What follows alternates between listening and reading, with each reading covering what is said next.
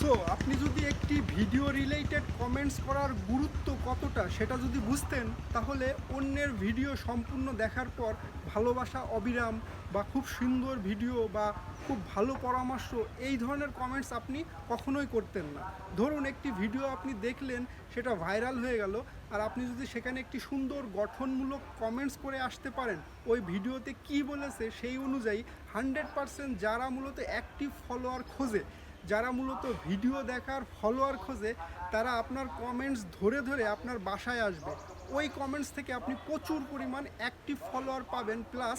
আপনার নতুন ফলোয়ার হলো, প্লাস তাদের থেকে প্রচুর পরিমাণ আপনি এঙ্গেজমেন্টও পাবেন। সো অ্যাক্টিভ ফলোয়ার যদি পেতে চান আর এঙ্গেজমেন্টটা যদি ধরে রাখতে চান, 100% এই ধরনের গঠনমূলক বা ভিডিও রিলেটেড কমেন্টস করা প্র্যাকটিস করতে থাকুন আর এটা অভ্যাসে পরিণত করতে থাকুন।